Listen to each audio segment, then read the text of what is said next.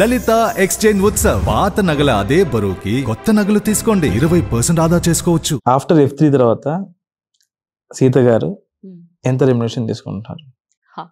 After F3 తర్వాత ఇప్పుడు present అయితే 25K తీసుకుంటున్నారు. ఫస్ట్ మీరు ఇండస్ట్రీలో తీసుకున్న ఫస్ట్ రెమ్యునరేషన్ ఎంత? ఏ సినిమాకి? జైశానికి నాయక మూవీకి 3500 ఇచ్చారు. ఓకే. స్టార్టింగ్ రెమ్యునరేషన్ అది. సో అకౌంటెంట్గా జాబ్ చేస్తుంటే నాకు 12,500 వచ్చేది పర్ మంత్. నేను రావడానికి కూడా కారణం ఆ చిన్న అమౌంటే అనమాట. జయజానకి నాయక మొత్తం 5 days 6 days చేసామన్నమాట. Per day 3,500. ఆ 500 పట్టుకొని ముందు 500 అన్నారు. ఆ 500 ఇవ్వలేదు, 3 లెక్కే ఇచ్చారు. ఇప్పుడు 5 మూల 15,000.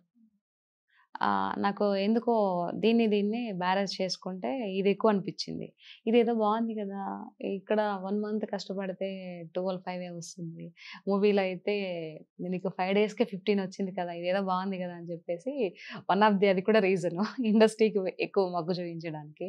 సో యాక్టింగ్ చేద్దాము అనేసి ఇంట్రెస్ట్ ఉంది, కష్టపడి ఇంకా చేద్దాము అనేసి. ఎవ్రీడే అవకాశాలు ఉండవు. ఎవ్రీడే అవకాశాలు ఉండవు, బట్ వచ్చినప్పుడు మంచిగా ఉంటది అనిపించింది.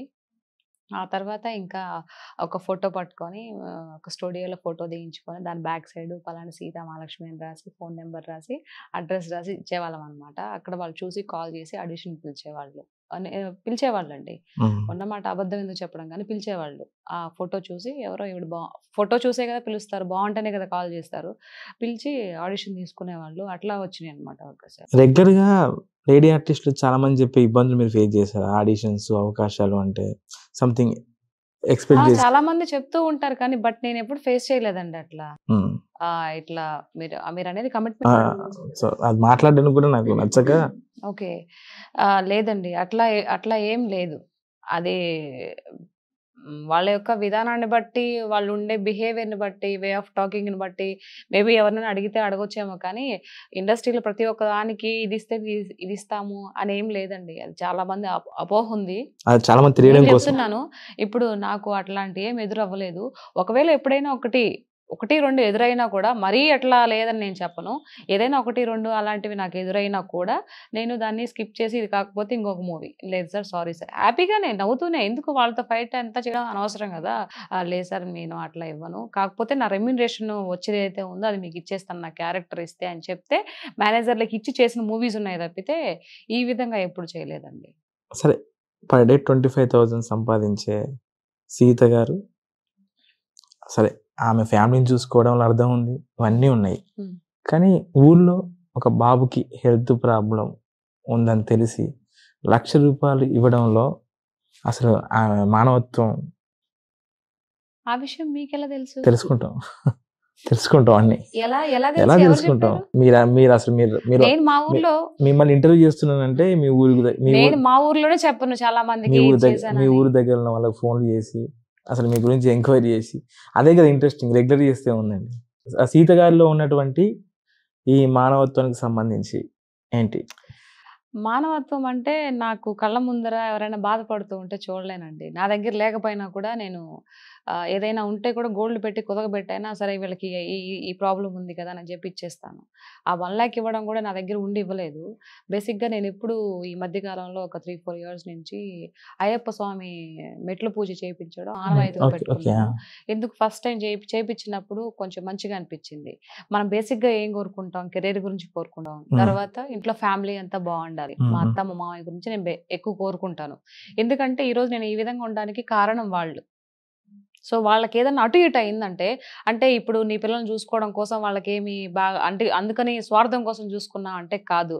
నా అత్త మామని కూడా అడగండి, చుట్టుపక్కల ఊర్లో పక్కన ఉండే వాళ్ళని కూడా అడగండి, అత్త మామని అలాగే చూసుకుంటున్నాను, ఇప్పుడు కూడా అలాగే చూసుకుంటున్నా.